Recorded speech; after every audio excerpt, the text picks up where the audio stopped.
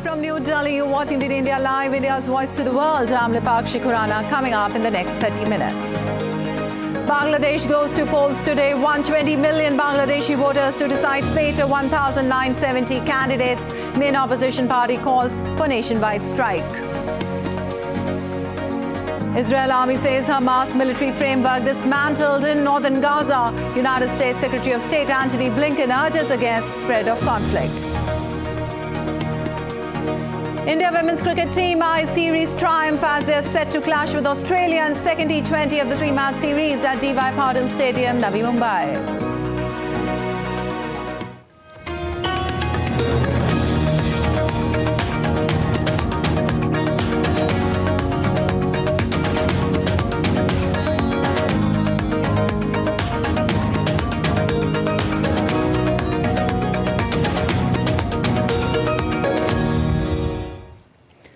And the news in detail. Bangladesh, the nation of nearly 180 million people, goes to the 12th national election today amid boycott and fear of violence. A total of 28 political parties are contesting the election as 1971 candidates are vying for it in 299 constituencies out of total 300. The voting began today morning and will end late afternoon. About 120 million people will be deciding the fate of the candidates. About 800,000 members of law enforcement agencies, including police and Rapid Action Battalion, Border Guard Bangladesh members, Ansar and Village Defence Party members and Coast Guard personnel have been tasked with ensuring overall security during the elections across the country.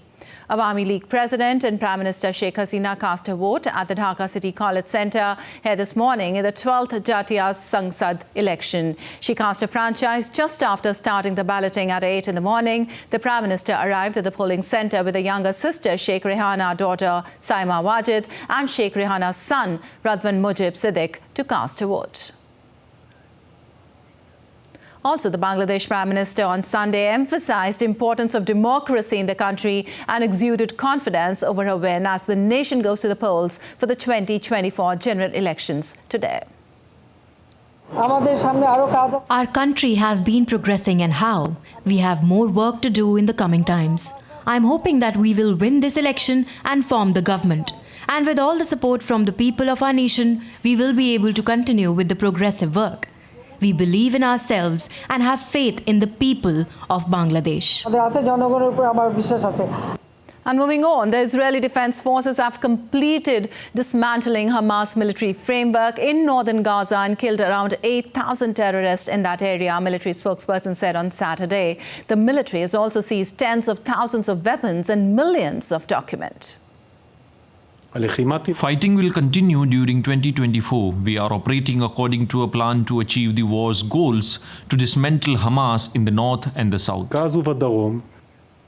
U.S. Secretary of State Antony Blinken on Saturday said that Middle Eastern nations need to use their influence to prevent an endless cycle of violence in the region. The statement comes after he met leaders of Turkey and Greece as he started a week-long tour aimed at de-escalation of the Israel-Hamas conflict. As we've said from day one, we have an intense focus on preventing this conflict from spreading. And a big part of the conversations we'll be having over the coming days with all of our allies and partners is looking at the steps that they can take, using the influence and ties that they have to do just that, to make sure that this conflict doesn't spread.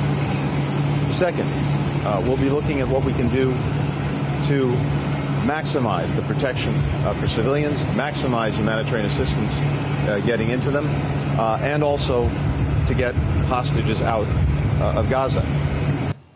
Well, 11 people are killed in a Russian missile strike on Saturday in the eastern Ukrainian city of Pokrovsk, according to the regional governor. The town of Pokrovsk lies in Ukrainian-held territory, about 80 kilometers northwest of Donetsk, the Russian-held center of the region.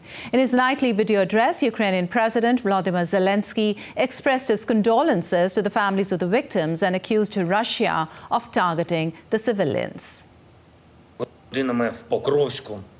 A rescue operation is underway these hours in Pokrovsk and Pokrovsk district after a Russian S-300 missile strike. All necessary rescue forces are involved, including equipment of the emergency services of Ukraine. They are working through the rubble. As of now, we know that at least 10 people are dead. Among them are unfortunately children. My condolences to those that have lost their family or close ones. The Russian strike hit a simple residential building and private houses. The injured are receiving the necessary medical assistance. On the other hand, President Vladimir Putin vowed on Saturday to back soldiers who defend Russia's interest. He also assured their families that Moscow would offer support when needed. Putin was speaking on the eve of Orthodox Christmas while at a meeting with families of Russian soldiers who have died in Ukraine. I would like our meeting to be clear, understandable, signal to all my colleagues throughout the Russian Federation and at all levels, a clear signal to ensure that my colleagues are always and everywhere with you. I repeat, any level of power. So you would always have support of people who could back you up if necessarily, to support you, to give you a hand when you need it. Очень тонких, тяжелых, может быть, даже вещах в преддверии праздника. Well, Donald Trump downplayed his role in the siege of the U.S. Capitol on the 3rd anniversary of the attack, arguing that those prosecuted for storming the building should be freed. Speaking at a campaign event in Clinton, Iowa, with the first Republican nominating contest little more than a week away, Trump called those jailed in the wake of the January 6, 2021 attack hostages and said they had been mistreated by the Biden administration. Meanwhile, speaking at a campaign rally in Newton, Iowa, Trump told his supporters that the U.S. Civil War could have been negotiated, but did not explain how. The Civil War was so fascinating, so horrible. It was so horrible, but so fascinating. It was, I don't know, it was just different. I just find it, I'm so attracted to seeing it. So many mistakes were made. See, there was something I think could have been negotiated, to be honest with you. I think you could have negotiated that. All the people died. So many people died. Also, U.S. Defense Secretary Lloyd Austin said in a statement he took full responsibility for secrecy surrounding an ongoing week-long hospitalization for a still unspecified medical condition. Austin was admitted on New Year's Day to Walter Reed National Military Medical Center for complications following a recent elective medical procedure. The Pentagon has yet to detail why Austin is being treated, whether he lost consciousness over the past week, or offer details on when he might be released. A spokesperson said on Saturday that Austin resumed his full duties on Friday evening but remained in the hospital. Well, Vice President Kamala Harris on Saturday marked the January 6, 2021 attacks on the U.S. Capitol with remarks in South Carolina, where the state's Democratic primary will be held on the 3rd of February. The Vice President visited Myrtle Beach, South Carolina, to deliver the keynote address at the 7th Episcopal District AME Church Women's Missionary Society annual retreat. She commemorated the anniversary by saying that 3 years ago today, on January 6, 2021, a mob invaded the United States Capitol. They used violence and fear to try to overturn the results of a free and fair election. On January 6th, we were reminded that even though, yes, we have come a mighty long way, we still have far to go. And we still have work to do. In this moment, we see extremists ban books and attempt to erase, overlook, and even rewrite the dark parts of America's history. A federal appeal court reinstated a judge's ruling that barred California from enforcing a new law that bans the carrying of guns in most public places, a measure that the judge had concluded was unconstitutional. The 9th U.S. Circuit Court of Appeals dissolved an order from a week earlier that suspended an injunction issued by a judge who concluded the state's law violated the right of citizens to keep and bear arms under the U.S. Constitution's Second Amendment. All right, U.S. regulators temporarily grounded 171 Boeing 737 MAX 9 jetliners for safety checks following a cabin panel blowout that forced a new Alaska Airlines jet carrying passengers to make an emergency landing. Meanwhile, aerospace supplier Spirit Aerosystems manufactured and installed the plug door on the Boeing 737 MAX 9. The Federal Aviation Administration did not rule out further action as a probe began into the apparent structural failure, which left a rectangular hole in an area of fuselage reserved for an optional extra door, but which is deactivated on Alaska's aircraft. Also, Alaska Airlines passengers queued at Portland International Airport in Oregon following a cabin panel blowout on January 5th that forced a brand new 171 Boeing 737 MAX 9 aircraft operated by Alaska Airlines to make an emergency landing. A piece of fuselage tore off the left side of the jet as it climbed from Portland, Oregon, en route to Ontario in California, forcing pilots to turn back and land safely with 171 passengers and 6 crew members on the board.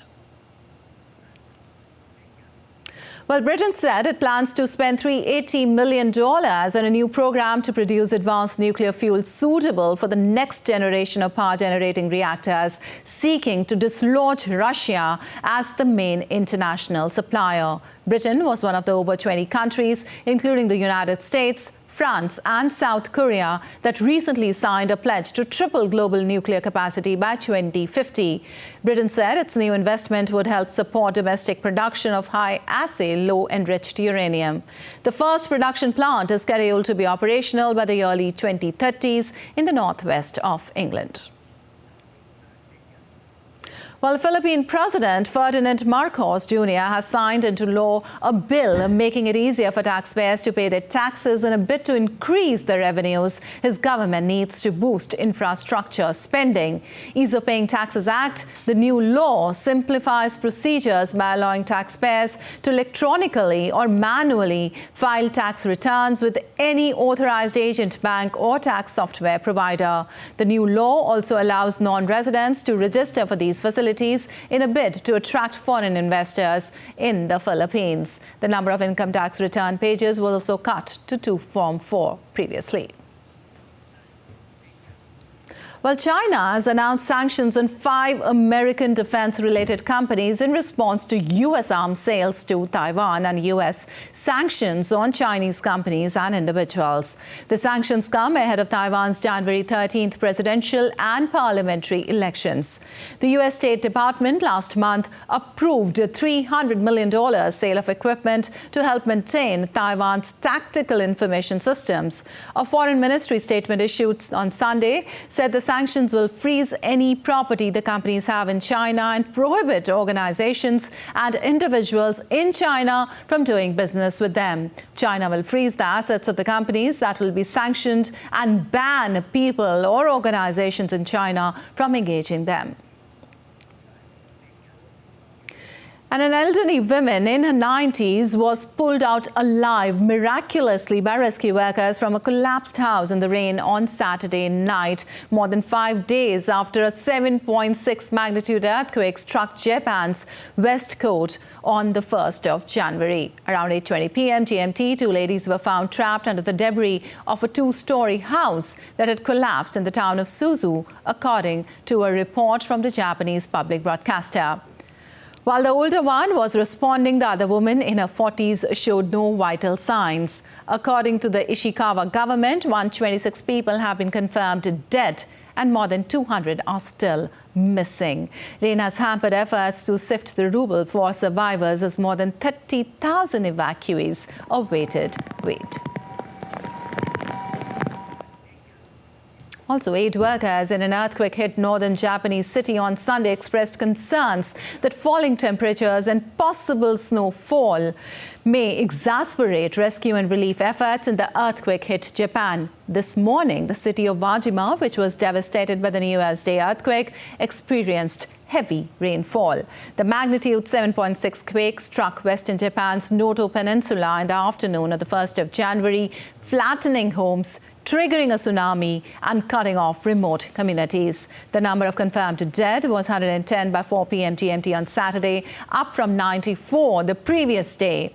The Ishikawa government website showed more than 200 people are still missing after the deadliest quake in nearly 8 years. Also, a massive tornado ripped through downtown Fort Lauderdale in South Florida on Saturday evening, sending sparks flying after hitting buildings and power cables. Large fireballs of green sparks and flames were seen in the air when the tornado rolled over some buildings. Fort Lauderdale officials have shared through a social media post that no injuries have been reported. According to the local media, the tornado came amid a stormy weekend in South Florida, and officials issued a tornado warning across Broward County minutes before the twister was spotted. And now let's take a look at other stories making news around the world. Visuals from Saturday show heavy flooding in Pulborough, a village in southern England, after River Arun burst its banks. Major rivers across Britain were flooded after heavy rain, with the government issuing more than 300 flood warnings. The storms have also caused flooding in other parts of Europe in recent days. Horses decked in red ribbons and small bells were blessed on Saturday in the small Romanian town of Putrosani to celebrate Epiphany. Romania, like other traditional Orthodox nations, typically celebrates Epiphany with water, baptismal rites and house blessings to commemorate the baptism of Jesus. In Romania, Epiphany also marks the end of winter season festivities. Well, thousands of Mexican residents gathered on the streets in Mexico to mark Epiphany with a giant cake on Saturday. Officials sliced around 15,000 pieces of bread and gave books and peanuts as gifts. The Wreath of the Kings is a traditional Mexican sweet bread eaten on January 6th, 12 days after Christmas, based on Christian beliefs, to honor the arrival of three kings and present them with a sweet homage. Migrants celebrated Epiphany on Saturday by giving gifts and cakes to each other at the U.S.-Mexico border while waiting to file for asylum and entrance into the U.S. A record number of migrants traveled across Central America and Mexico in 2023, aiming to reach the United States, fleeing poverty, violence, climate change, and conflict. Members of the Ukrainian Orthodox Church celebrated the traditional Orthodox Christmas Eve on Saturday at a ceremony in a church in Kyiv, despite the country's official transition to celebrating Christmas on the 25th of December. Most Ukrainian Christians are members of the Orthodox Church of Ukraine, formed from two churches independent of Moscow in 2018. The Church of Nativity in Bethlehem celebrated Christmas according to the Eastern Orthodox calendar on Sunday. Greek Orthodox Patriarch of Jerusalem, Theophilus III, led midnight mass. And still to come on this edition of DD India Live.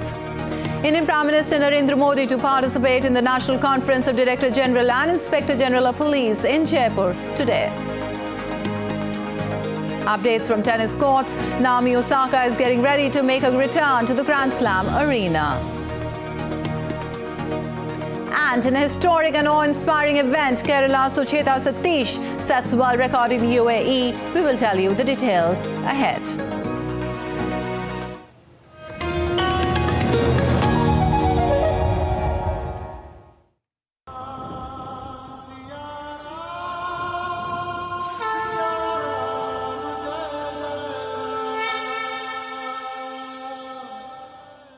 We bring to you the legendary city of Ayodhya and tell you what makes Ayodhya everything that has got to do with the land of Lord Ram.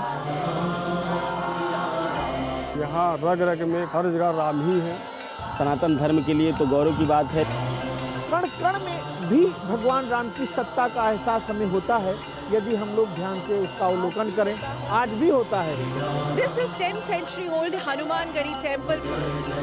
यहाँ हनुमान जी महाराज राजा के रूप में बैठे हैं। भारत की संस्कार, संस्कृति, मठ से, मंदिर से, साधु से संत से, ऋषि से, मुनि से, महात्मा से जुड़ा हुआ है। ये विष्णु का मस्तक है, तो यहाँ पे हर कण पावन है। यहाँ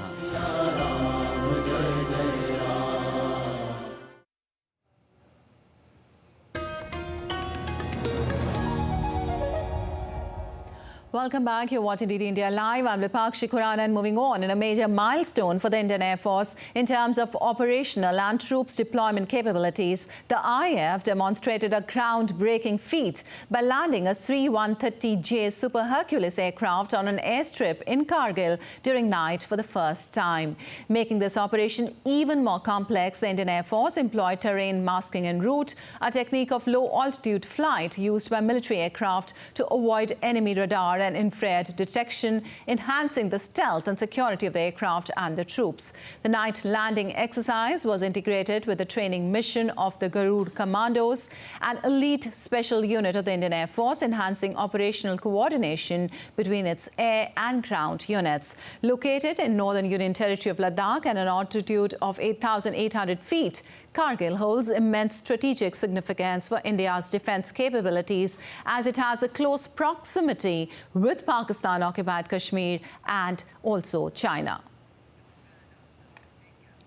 And Indian Prime Minister Narendra Modi is on a 3-day visit to Jaipur, city of Indian state of Rajasthan. Prime Minister is attending the All India Conference of Director General and Inspector Generals of Police. The agenda of discussion in conference includes a wide range of policing and internal security issues, including cyber security, cybercrime, technology in policing, counter-terrorism challenges, left-wing extremism and prison reforms. It is also discussing the roadmap for implementation of the newly passed criminal codes. The Prime Minister is scheduled to attend all important sessions of the conference. The conference ends on Sunday.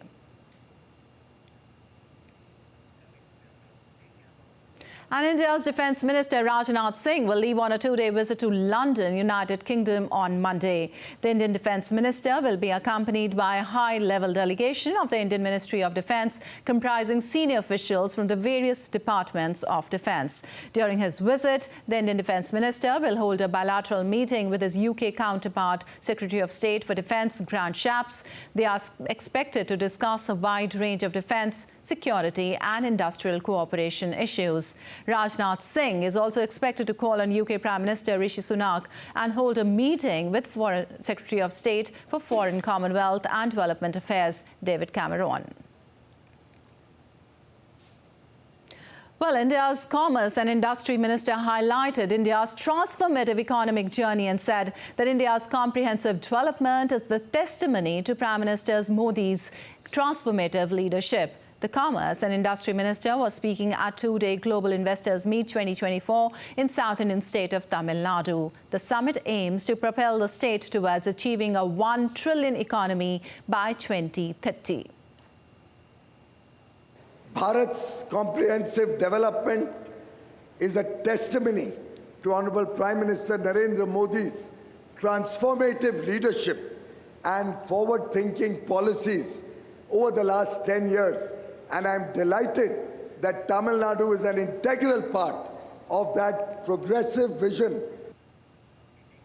And moving on, Aditya L1, the Indian Space Research Organization's maiden solar mission, has entered the final orbit to discover the mysteries of Sun-Earth connection. Aditya L1 spacecraft in its final orbit is located 1.5 million kilometers away from the Earth. The mission aims to observe the Sun's corona and understand its extreme heat from a halo orbit around the first Sun-Earth Lagrangian point, which is located roughly 1.5 million kilometers from the Earth. The 7 payloads of Aditya L1 are indigenously developed by different laboratories in the country.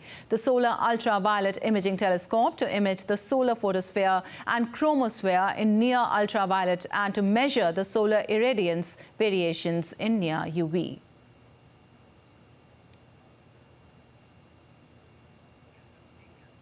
Well, Indian Prime Minister Narendra Modi lauded the ISRO's feat. In a social media post, PM said the nation has created yet another landmark. India's first solar observatory, Aditya L1, has reached its destination, which is a testament to the relentless dedication of scientists in realizing among the most complex and intricate space missions. PM applauded the extraordinary feat. PM Modi said that nation will continue to pursue new frontiers of science for the benefit of humanity. Well, cold to severe cold day condition is likely to continue over the northern India during the next 2 days. India Meteorological Department has said that the minimum temperatures will be in the range of 6 to 9 degrees Celsius. Indian capital city Delhi is grappling with bone-chilling cold wave.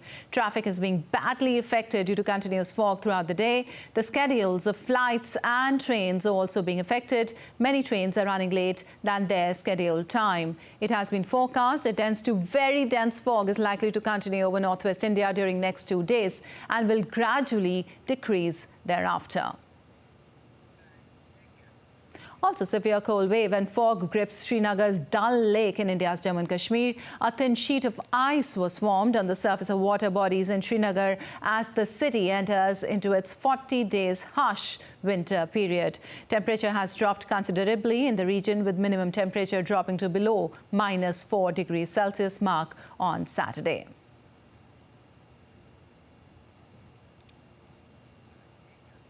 And in sports news, Indian women's cricket team will take on Australian women team in the second T20 of the 3-match series. In first T20, India thrashes Australia by 9 wickets to take series lead. Both Smriti and Shefali crashed in on the opportunities and compiled a 137-run opening stand and accomplished their personal milestones. India will look to win the match to win the series. Well, that's all for this edition of DD India Live. But let us know your thoughts on the news of the day. You can connect with us on Facebook, X, formerly known as Twitter and Instagram. We'll be back with more news as it breaks here on DD India. I'm Lipakshi Khurana from all of us here in Delhi. Thanks for watching DD India Live.